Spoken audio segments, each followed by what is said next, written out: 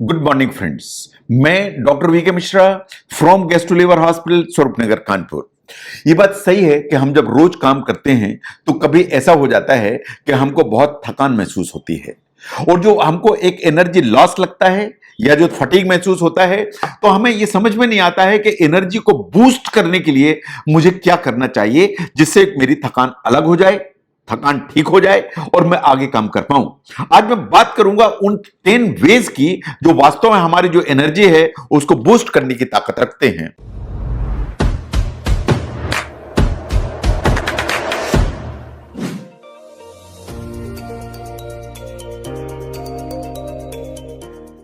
जब भी आपको थकान होगी तो आप बिल्कुल ध्यान से देखें कि एनर्जी ड्रेन होगी तो थकान महसूस होगी। जो जब भी इस तरह की थकान होती है, एनर्जी ड्रेन होती है और सडनली ऐसा होता है तो आप उसका रीजन हमेशा पहचान सकते हैं। आपने ओवर एक्सर्शन कर दिया, थकान होगी। आपने एक्सरसाइज ज्यादा कर दी, थकान होगी। आप रात भर जो है किसी शादी में जागे रहे, दूसरे दिन थकान होगी। तो ये जो रीजन है ये आप हमेशा रिकॉग्नाइज कर सकते हैं और उसको आप कंट्रोल भी कर सकते हैं, उससे आप रिकवर भी हो सकते हैं। लेकिन जो लो लेवल जो या लो ग्रेड एनर्जी ड्रेन रोज रोज होता है आपको, वास्तव में आप उसको रिकॉग्नाइज नहीं कर पाते हैं। उसमें क्लासिकल साइन भी आपको फटीग के नहीं आते हैं, बट ये आपको ज्यादा परेशान करते हैं। उनको आपको समझने की जरूरत है। नो, अगर आपको थकान महसूस हो रही है तो सबसे इंपॉर्टेंट नंबर 1 कि आपको अपना मैग्नीशियम इंटेक को बढ़ाने की जरूरत है। जो magnesium deficiency is the most common reason for chronic fatigue, इसको समझने की जरूरत है। जो मैग्नीशियम है वो हमारी बॉडी में चाहिए कम से कम 300 डिफरेंट बायोकेमिकल रिएक्शंस के लिए। तो 300 डिफरेंट बायोकेमिकल रिएक्शंस हैं जो मैग्नीशियम चलाता है। जो हमारा ग्लूकोज है, जो हम समझते हैं कि ग्लूकोज से एनर्जी मिलती है, तो ग्लूकोज से ऐसे कैसे एनर्जी मिल जाएगी? आप हाथ पे ग्लूकोज रखेंगे तब तो नहीं मिल जाएगी। ग्लूकोज आपकी इंटेस्टाइन में जाएगा, ग्लूकोज आपके ब्लड स्ट्रीम में जाएगा, लेकिन जो ग्लूकोज को ब्रेक डाउन करके एनर्जी में कन्वर्ट करने का काम है उसमें मैग्नीशियम चाहिए। ये मैग्नीशियम है जो वास्तव में ग्लूकोज को ब्रेक डाउन करके एनर्जी में कन्वर्ट कराता है। तो अगर मैग्नीशियम की डेफिशिएंसी है तो कितना ही ग्लूकोज आपकी बॉडी में रहे, आपको एनर्जी नहीं मिलेगी। जो डेली इनटेक मैग्नीशियम का है वो आपको चाहिए 300 टू 350 मिलीग्राम पर डे। इतना आपका रिक्वायरमेंट है। आपको कहां से मिलेगा? आलमंड्स खाइए एक मुट्ठी भर, उनमें मिलेगा। हेजलनट्स खाइए, उनमें मिलेगा। काजू खाइए, उसमें मिलेगा। आप पंपकिन सीड्स जैसी चीज खाइए, उसमें मिलेगा। जितने भी ग्रेन्स होते हैं, होल ग्रेन्स होते हैं, चाहे वो गेहूं हो, ओट्स हो, इन सब में जो मैग्नीशियम ठीक अमाउंट में होता है। फिश पर्टिकुलरली हेलीबट, उसमें जो मैग्नीशियम है वो ठीक अमाउंट में होता है। इसके अलावा अगर आपको लगता है कि आपकी फटीग ठीक नहीं हो रही है तो शायद मैग्नीशियम के सप्लीमेंट लेने की जरूरत है।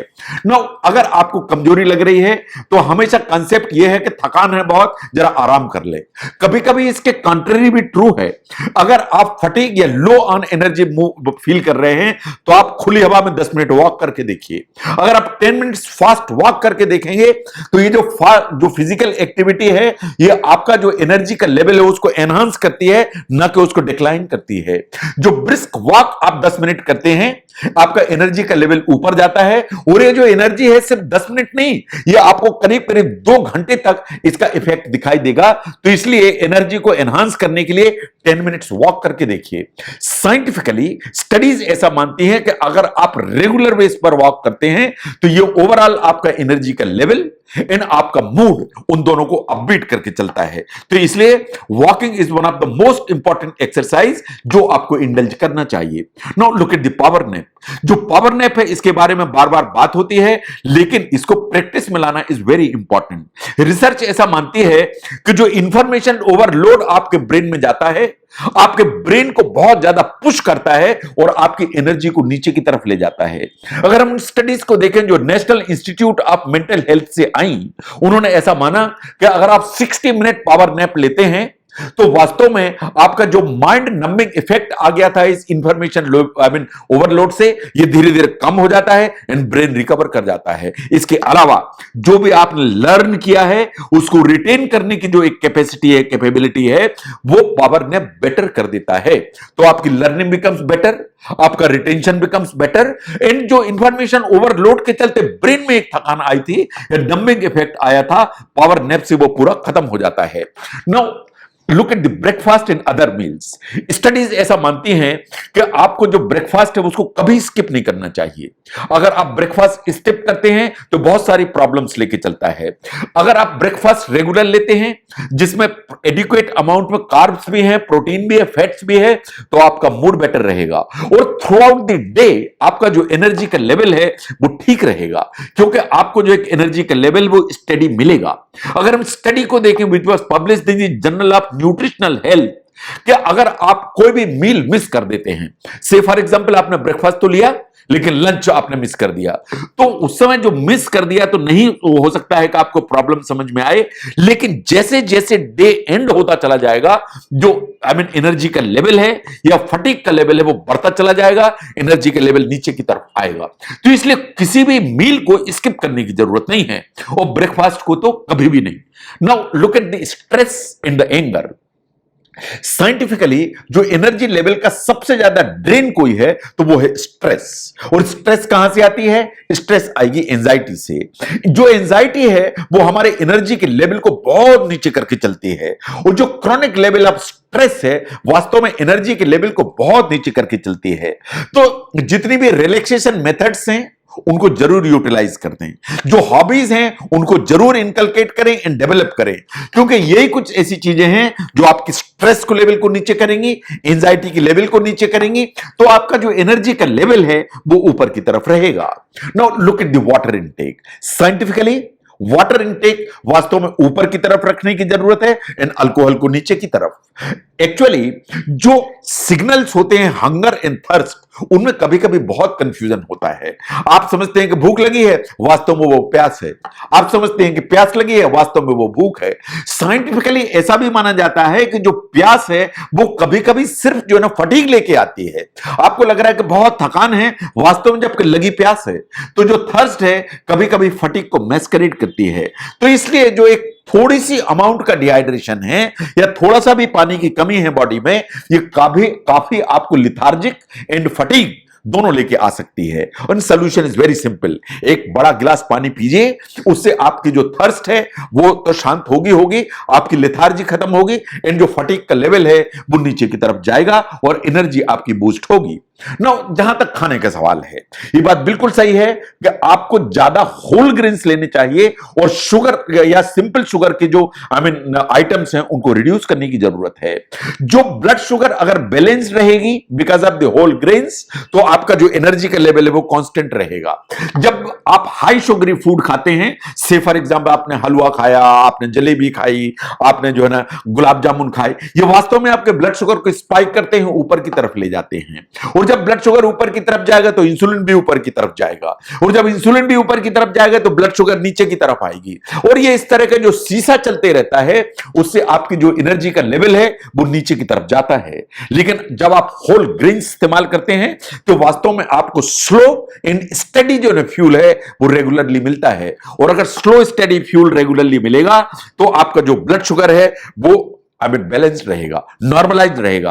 और अगर ऐसा है तो आपका जो एनर्जी का जो लेवल है वो कांस्टेंट होगा एंड बैलेंस्ड होगा। Now look at the power snack. जब हम पावर स्नैक की बात करते हैं तो इसका मतलब ये नहीं है कि खाने के बीच में छोटे छोटे चीज जरूर खाएं। जो आप बीच में खाएं उसका क्या कंपोजिशन होना चाहिए उसको ध्यान से देखिए। ये वास्तव में पावर स्नैक की कैटेगरी में आता है। ये जो कॉम्बिनेशन है इसमें प्रोटीन चाहिए, थोड़ा सा फैट चाहिए एंड कुछ फाइबर चाहिए।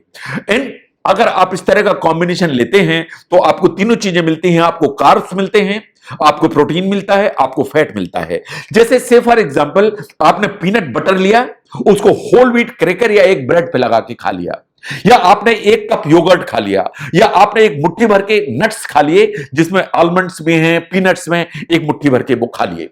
अगर आप इस तरह के जो कॉम्बिनेशंस लेते हैं तो इसमें कार्बोहाइड्रेट होंगे जो तुरंत ही एनर्जी देता है, तो लिथार्जी कम करेगा। इसमें प्रोटीन ठीक मात्रा में होगा तो एनर्जी को ऊपर करेगा और एनर्जी ऊपर की तरफ रहेगा। और जो फैट अगर रहेगा तो जो एनर्जी है वो लंबे समय तक लास्ट करेगी। तो इसलिए तीनों चीजें इसमें रहेंगी जो इंपॉर्टेंट हो जाती है। नो, अगर आपको एनर्जी को बूस्ट करना है तो एक कप कॉफी पीजिए। कॉफी इज इंपॉर्टेंट, लेकिन कॉफी आप मिल्क के साथ में पीजिए सो दैट एक मिल्क बेस्ड जो प्रोटीन है वो भी आपकी बॉडी को मिले। इसके अलावा अगर आप ये सब उपाय करते चले जाते हैं, फिर भी आपको लगता है कि आपको लिथार्जी बनी रहती है, फटीग आपको बना रहता है, तो आपको फिर दो चीजों पे ध्यान देने की जरूरत है। नंबर वन, आपको अपना थायराइड फंक्शन एक बार चेक कराना चाहिए, बिकॉज अगर थायराइड प्रॉपर काम नहीं कर रही है, थायराइड आपकी लो काम कर रही है, और आपको हाइपोथायराइडिज्म है, तो जो फटीग है या एनर्जी का लेवल लो लगने वाली जो प्रॉब्लम है, it's a very very very very common problem. तो अगर सब उपाय करने के बाद भी एनर्जी का लेवल लो लगता है, थायराइड टेस्ट कराइए। नंबर टू, अगर थायराइड ठीक है तो आप अपना हीमोग्लोबिन या सीबीसी कराइए कि कहीं ऐसा तो नहीं है कि आपको एनीमिया डेवलप हो गया है। तो अगर हम साइंटिफिकली देखें तो hypothyroidism and anaemia, these are two reasons जो काफी एनर्जी को ड्रेन करके चलती हैं या लेथार्जी को लेके चलती हैं। तो अगर आपको थकान लगती है तो दीज आर द वेज, ये 10 ऐसी चीजें हैं कि इनको अगर आप करेंगे तो जो एनर्जी का लेवल है उसको आप अप कर पाएंगे, जो फटीग का लेवल है उसको आप नीचे कर पाएंगे, और एक प्रॉपर जो काम है या प्रॉपर एक बैलेंस है उसको मेंटेन कर पाएंगे। अगर एनर्जी बूस्ट को समझने में यह वीडियो आपको हेल्प करता है तो इसको जरूर शेयर करें।